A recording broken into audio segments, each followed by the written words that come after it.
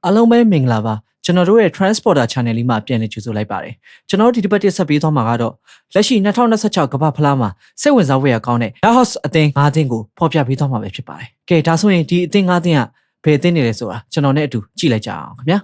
နံပါတ်5နေရာကအသင်းကတော့တူရကီလက်ရွေးစင်အသင်းဖြစ်ပြီးတော့ဒီအသင်းကိုနီးပြ Vincenzo Montella ကကင်တွင်နေခဲ့ပြီးသူ့ရဲ့အဓိကကစားတဲ့ formation ကစားကွက်ကတော့ 4-2-3-1 4-3-3 ကစားပုံတွေဖြစ်ပြီးတော့ position တွေကိုအသားပေးကစားပြီးတော့ကွင်းလယ်မှာလည်း technical ကျွယ်ဝပြီးတိုက်စစ်စင်ရမှာလည်းလှင်မြန်ပြီးတော့ဘေးရက်တေးရမှာလည်းကောင်းမွန်တဲ့ကစားပုံတစ်ခုဖြစ်ပါတယ်ဒီအသင်းရဲ့အဓိကကစားသမားတွေကတော့ Real Madrid အသင်းရဲ့လူငယ်ကျယ်ဝန်းကစားသမားလေး Arda Gülerသူကတော့ကွင်းလယ်ဖန်တီးမှုဘိုင်းမှာကောင်းမွန်ပြီးတော့ကမ္ဘာအဆင့်ကစားကွက်အမြင်ရှိတဲ့တူရကီအသင်းရဲ့မျိုးဆက်တဲ့လူငယ်ကျယ်ဝန်းကစားသမားပဲဖြစ်ပါတယ်နောက်တစ်ယောက်ကတော့ Juventus အသင်းရဲ့ Kenan Yildiz ဆိုတဲ့ကစားသမားဖြစ်ပြီးတော့သူကတော့ဘယ်တောင်မန်ကနေပြိုင်ဘက်ခံတဲ့ကိုမှွေနှောက်တက်ပြီးတော့သူ့ရဲ့လှင်မြန်တဲ့ speed နဲ့ကောင်းမွန်တဲ့အဆုံးသက်တွေကြောင့် Juventus အသင်းရဲ့အားထားရတဲ့တိုက်စစ်ကစားသမားတစ်ယောက်လည်းဖြစ်ပါတယ်နောက်တစ်ယောက်ကတော့ Inter Milan အသင်းရဲ့ကွင်းလယ်ကစားသမား Hakan Çalhanoğlu ပဲဖြစ်ပါတယ်သူကတော့အသင်းကိုကွင်းလယ်ကနေအတွေ့အကြုံရည်နဲ့ထိန်းချောင်းပေးတတ်တဲ့ captain တစ်ယောက်ဖြစ်ပြီးတော့ free kick နဲ့အဝေးကန်ချက်တွေကိုအသုံးပြုပြီးတော့ပွဲရလက်ကိုပြောင်းလဲပေးနိုင်တဲ့ကစားသမားတစ်ယောက်လည်းဖြစ်ပါတယ်တူရကီအသင်းဟာယူရိုပြန်ပွဲတွေမှာကတည်းကသူတို့ရဲ့စုဖွဲ့မှုဟာအရန်ကိုကောင်းမှန်တခြားအသင်းတွေအားလုံးကသိခဲ့ကြပါတယ်သူတို့ဟာအသင်းကြီးတွေကိုလုံးဝမကြောက်ပဲတိုက်စစ်ဖွင့်စော့တဲ့ကစားဟန်ကြောင့်ကမ္ဘာဖလားမှာခံစစ်အထိုင်မကျသေးတဲ့အသင်းကြီးတွေအတွက်တကယ်အိမ်မဆိုးဖြစ်လာနိုင်ပါတယ်နံပါတ်4နေရာကအသင်းကတော့တောင်ကိုရီးယားလက်ရွေးစင်အသင်းဖြစ်ပြီးတော့ဒီအသင်းကိုနီးပြဟောင်မြောင်ဘိုကကိုက်တွင်နေခဲ့ပြီးသူ့ရဲ့အဓိကကစားတဲ့ formation ကတော့ 4-2-3-1 4-3-3 ကစားပုံတွေဖြစ်ပြီးတော့ play up လေးကောင်းကောင်းတိဆောက်ပြီးတော့တောင်မန်ကမျက်နှုံးမြင့်တဲ့ပုံစံနဲ့ direct attack နဲ့ counter attack တွေပေါင်းဆက်ကစားတဲ့ပုံစံကိုအသုံးပြုနေပါတယ်ဒီအသင်းရဲ့အဓိကကစားသမားတွေကတော့ LAFC အသင်းရဲ့ဆွန်အောင်မယ်အသက်အရွယ်ရလာပေမဲ့သူ့ရဲ့ခေါင်းဆောင်မှုပိုင်းတိုက်စစ်အလှည့်အပြောင်းနဲ့ကမ္ဘာအဆင့်ကောင်တာတိုက်စစ်အဆုံးသတ်နိုင်စွမ်းတွေကအားကိုးနေရတော့မှာပဲဂိုးသွင်းနိုင်စွမ်းမြင့်တဲ့တိုက်စစ်မှုတစ်ယောက်ဖြစ်ပြီးတော့ယနေ့အချိန်ထိကမ္ဘာအဆင့်ဆိုတာကိုထုတ်ဖော်ပြသထားနိုင်တဲ့တိုက်စစ်မှုတစ်ယောက်ဖြစ်ပါတယ်နောက်တစ်ယောက်ကတော့ဘိုင်ယန်မြူးနစ်အသင်းကကင်မင်ဂျီသူကတော့ကမ္ဘာအဆင့်ခံစစ်မှုတစ်ယောက်ဖြစ်ပြီးတော့ပြိုင်ဘက်တက်စစ်မှုတွေကို physical အရာရော speed အရာပါတိုက်ကယ်ကောင်းကောင်းပြုလုပ်နိုင်တဲ့ကစားသမားတစ်ယောက်လည်းဖြစ်ပါတယ်နောက်တစ်ယောက်ကတော့ PSG အသင်းရဲ့ Lee Kang-in သူကတော့ကွင်းလိုက်နဲ့တောင်ပန်တွေမှာအလွန်အားကိုးရပြီးတော့သူ့ရဲ့ dribbling skill တွေ passing တွေနဲ့ပွဲရဲ့ရလဒ်ကိုပြောင်းလဲပေးနိုင်တဲ့သူတစ်ယောက်လည်းဖြစ်ပါတယ်ကမ္ဘာဖလားခြေစစ်ပွဲ AFC qualifier တွေမှာတောင်ကိုရီးယားအသင်းဟာခန်းစကောတိုက်ဆက်ပါမျှတတဲ့အသင်းဖြစ်တက်တည်ပြခဲ့ပြီးသားပဲဖြစ်ပါတယ်။ကမ္ဘာဖလားလိုကွင်းချစ်ကျဲမှာမိနစ်60လုံးမနာတမ်း present လုပ်နိုင်တဲ့သူတို့ရဲ့ stamina နဲ့ Europa အဆင့်ကစားသမားတွေရဲ့ပေါင်းစပ်မှုကဂျာယက်ကီလာဖြစ်လာစေနိုင်ပါတယ်။နံပါတ်3နေရာအသင်းကတော့ American လက်ရွေးစင်အသင်းပဲဖြစ်ပါတယ်။ဒီအသင်းကိုနီးပြ Mauricio Pochettino ကကင်တွင်နေပြီးအဓိကအသုံးပြုတဲ့ formation ကတော့ 4-3-3 4-2-3-1 ကစားပုံတွေဖြစ်ပြီးတော့ high pressing ကောင်းကောင်းပေးပြီး vertical football ကစားကလှင်မြန်တဲ့ transition တွေကြောင့် Pochettino ရဲ့ style က Tottenham Hotspur ခေတ်ကလိုပြေးရကောင်းပြီး present ပြင်းတဲ့ကစားပုံကိုအသုံးပြုနေပါတယ်။ဒီအသင်းရဲ့အဓိကကစားသမားတွေကတော့ AC Milan အသင်းရဲ့ကစားသမား Christian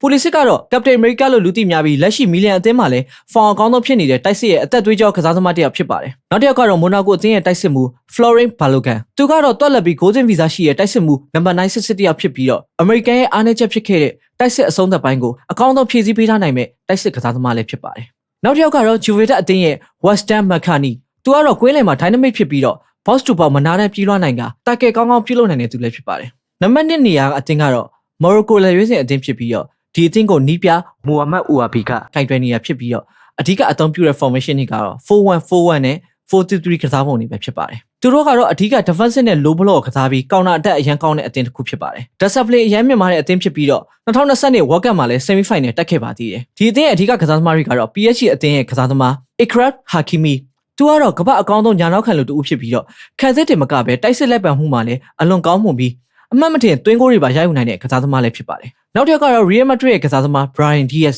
သူကတော့စပိန်အသင်းကိုညှင်းပယ်ပြီး Morocco အသင်းအတွက်ကစားပေးခဲ့တဲ့ကွင်းလယ်တိုက်စစ်ကစားသမားဖြစ်ပြီးတော့ဖန်နီးမှုပိုင်းအကောင့်နဲ့ကစားသမားတစ်ယောက်လည်းဖြစ်ပါတယ်။နောက်တစ်ယောက်ကတော့ Racing Bono ဒီဂိုးသမားကတော့ဘလောက်ကန်ကန်မွေမှုဆိုတဲ့ကမ္ဘာအဆင့်ရှိတဲ့ဂိုးသမားတစ်ယောက်ဖြစ်ပြီးပိုင်းနိုင်ဒီအဆုံးဖြတ်တွေမှာဆရာကျတဲ့ကစားသမားတစ်ယောက်လည်းဖြစ်ပါတယ်။ Morocco အသင်းဟာပြီးခဲ့တဲ့ကမ္ဘာဖလားမှာစတိုးတနေရာရရှိခဲ့တာမတော်တဆမဟုတ်ကြောင်းလက်ရှိအာဖရိကစုံပွဲတွေမှာတက်တည်ပြနေခဲ့ပါတယ်။သူတို့အသင်းဟာခံစစ်တင်ကျက်လက်တာမဟုတ်တော့ပဲ Brahim Diaz လိုကစားသမားမျိုးထပ်တိုးလာတာကြောင့်ကောင်တာတိုက်စစ်ပိုင်းကပိုပြီးလှင်မြန်လာပြီးတော့အလွန်အားကောင်းတဲ့ဟန်တစ်ခုကိုတိစောက်ထားနိုင်ခဲ့ပါတယ်။နံပါတ်1နေရာအသင်းကတော့ဂျပန်လက်ရွေးစင်အသင်းပဲဖြစ်ပါတယ်။ဒီအသင်းကိုနီးပြ Hachimi Moriyasu ကကင်တွယ်နေခဲ့ပြီးအဓိကအသုံးပြုတဲ့ formation တွေကတော့ 4-2-3-1 နဲ့ 4-3-3 ကစားပုံတွေပဲဖြစ်ပါတယ်။ဒီအသင်းက high pressing ကောင်းကောင်းကစားပြီး quick transition ဘိုင်းမှာလည်းအလွန်ကောင်းမွန်တဲ့အသင်းဖြစ်ပါတယ်။တောင်ပန်ကစားသမားတွေကိုအားပြုပြီး position ကောင်းကောင်းနဲ့တိစောက်ထားတဲ့ကစားပုံတစ်ခုရှိပါတယ်။ဂျပန်လက်ရွေးစင်အသင်းရဲ့အဓိကကစားသမားတွေကတော့ Brighton အသင်းရဲ့ Karu Mitoma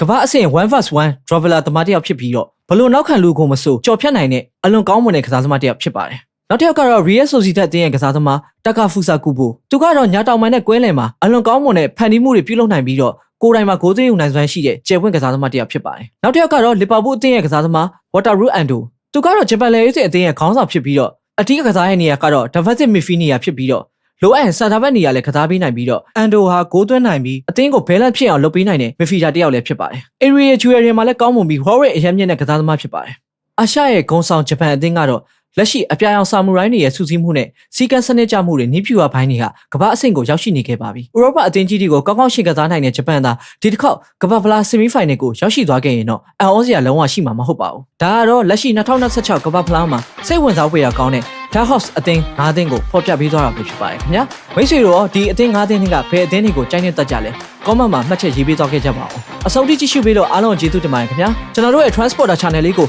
like and subscribe ပြုလုပ်ပေးခြင်းဖြင့်ကူညီအားပေးလို့ရပါတယ်။